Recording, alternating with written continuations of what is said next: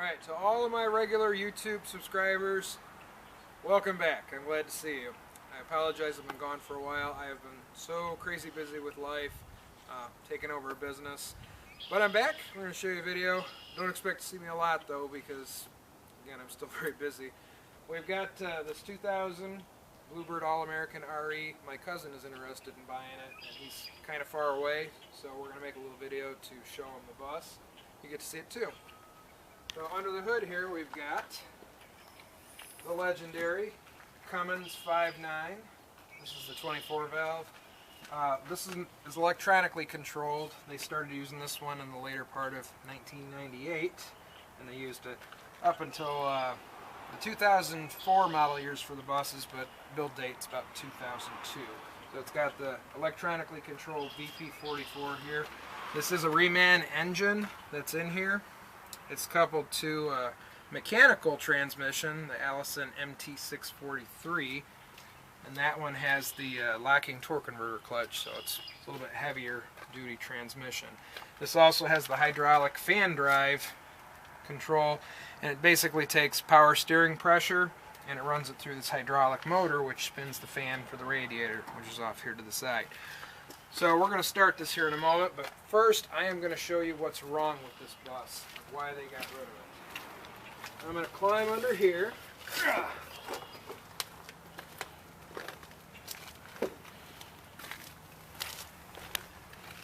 Now if you look here at the drive shaft going into the rear end, it can wiggle around pretty good. So this rear end is fried. The pumpkin, I guess the carrier bearing here in the pumpkin is fried out, but the school's only about a mile away, so we did limp it home about 5 miles per hour just to get it here.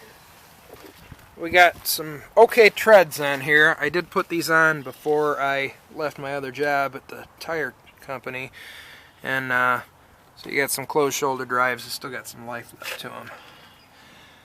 Now this being a bus that's been in the Midwest, it does have some rust. This is going to be the worst of it by the rear axle. This would put it out of service.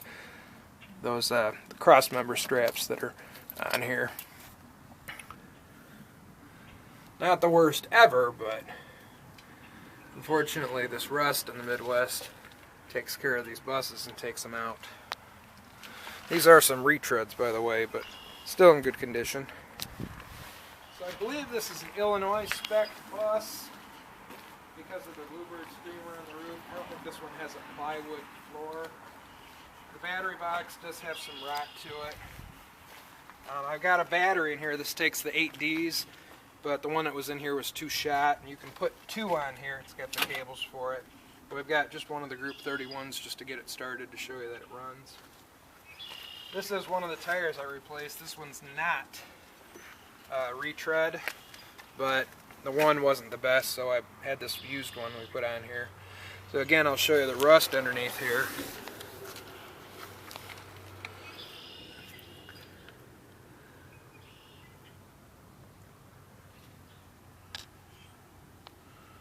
And again, that strap there, a little rusted away. I'll go ahead and climb under here and give you a better view of the rust.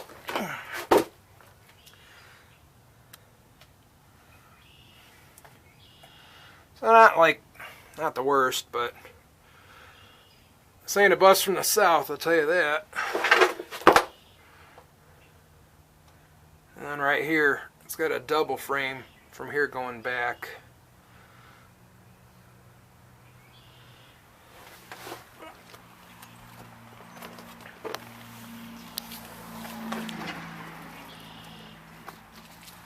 So I put these steer tires on here before, like I said, before I left my other job. These are Recon wheels, reconditioned. It's got good Goodyear steer tires on here, and you can look through here and see the rust.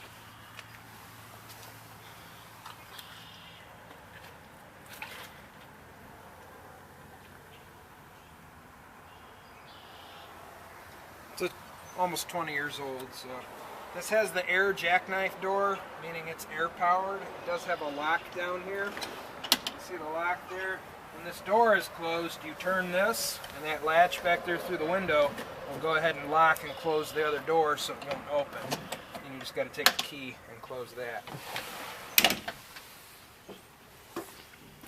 So on the inside here, it's got the short seats. The tall ones weren't mandated until 2010 federally. Some of the other states, I think California and New York, did the tall seats. It's got the standard height ceiling, and that's 74 inches. There's one roof hatch and one side emergency door. And it's because it's a rear engine. It doesn't have an emergency door in the back, so you have to have some door, so they put one on the side. The drywall in the back does not come with the bus. So we'll turn this key on so you can see how many miles are in the odometer. It's going to beep for a while.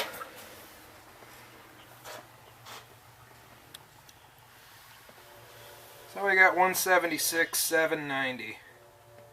And this does have the multifunction gauges. Something Bluebird did for 2 years from 98 to 2000 is this center gauge here.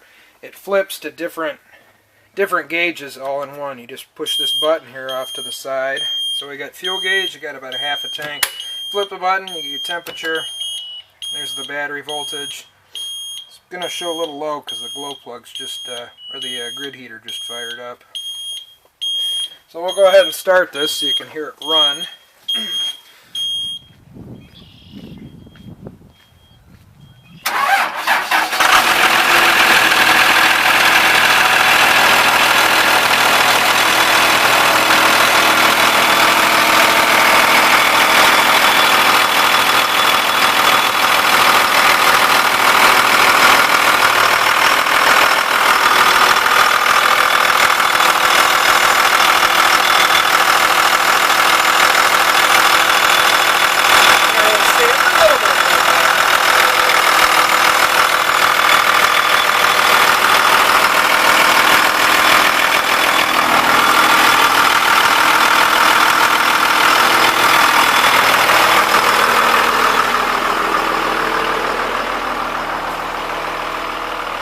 So we'll give you a view of this side. The skirt here on the side here is just a little bit pushed in.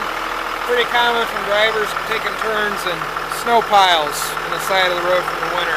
Those get pushed back.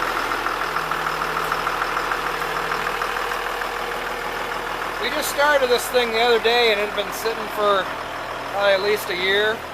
And it wasn't so cooperative to start, but I've ran it a couple times since then, so it's running pretty good now.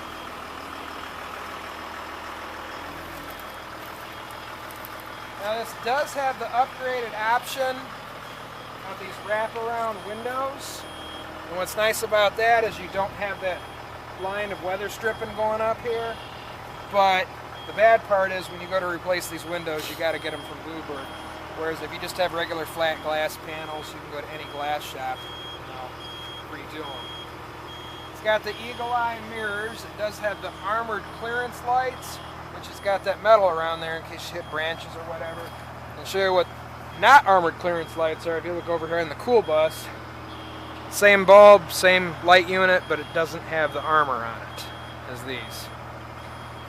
Now shortly before they took this out of service, the driver had backed into something, I believe at their driveway, and like bent up the step well. I'm not sure the exact damage, so they sent this over to the body shop. So that's why this is all new right here.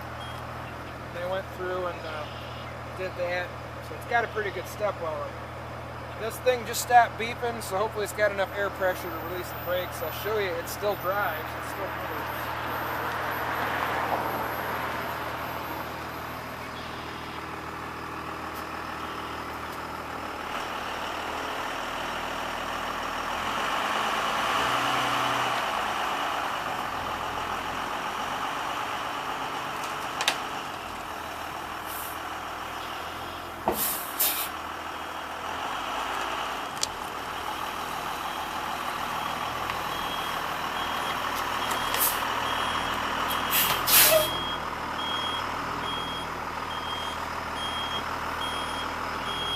Alright, so it's still airing up.